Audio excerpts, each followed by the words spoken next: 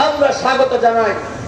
এখনো পর্যন্ত ওয়ার্ডে, ইউনিয়নে, উপজেলায়, জেলায় যারা ছাত্র জনতার উপর হামলা করেছিল তাদেরকে আপনারা গ্রেপ্তার করতে পারেন নাই।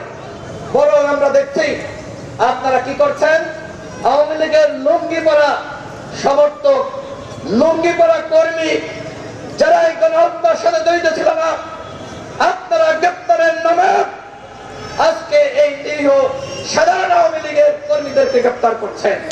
এটি কখনোই এই ডেভিল হান্টকে সফল করবে না। যদি ডেভিল ধরতে চান, সব থেকে বড় ডেভিল ওই হাসিনাকে বাংলাদেশে ফিরিয়ে এনে বিচার করতে হবে। গণহত্যার বিচার যদি করতে চান, ভারতের সাথে যে বন্দী চুক্তি রয়েছে ওই ওবায়দুল কাদেরকে, ওই আমরা দেখেছি আহতদের আত্মচিৎকার, এরপরে যদি এই গণহত্যাকারীদেরকে গ্রেপ্তারে গরিবাসী করা হয় সেটি কোনোভাবেই ন্যায্য হবে না। প্রিয় বন্ধুগণ, আমি বক্তব্য বাড়াবো না। এই সরকার অপারেশন ডেভিল হান্ট শুরু করেছে। কখন? যখন ওই গডফাদার হাসিনা পালিয়ে গেছে, ওই গডফাদার ওবায়দুল কাদের পালিয়ে গেছে, ওই ফ্যাসিস্ট খুনি গণহত্যার নির্দেশদাতা আসাদুজ্জামান খান পালিয়ে গেছে।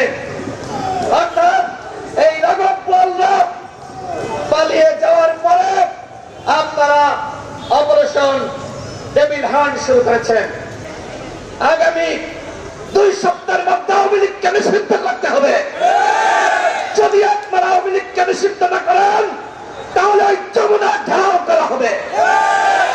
আওয়ামী লীগ গণহত্যা চালিয়েছে, এখনো পর্যন্ত ওই শহীদ পরিবারের হাজারি তারা ক্ষতিপূরণ পর্যাপ্ত পরিমাণ পায় নাই। হাসিনা ভিন্ন মতের মানুষকে দমন করার জন্য এই ধরনের তারা টর্চার সেল গঠন করেছিল। সুতরাং আওয়ামী লীগ অন্যায় করেছে, অপরাধ করছে, বাংলার মাটিতে আওয়ামী লীগের রাজনীতি করতে পারবে না। আওয়ামী লীগকে নিষিদ্ধ করতে হবে। যদি আওয়ামী লীগকে আপনারা নিষিদ্ধ না করেন তাহলে কিন্তু এই উপদেষ্টা পরিষদের যারা রয়েছেন তারা কিন্তু ক্ষমা পাবেন না, তারা শান্তিতে থাকতে পারবেন না।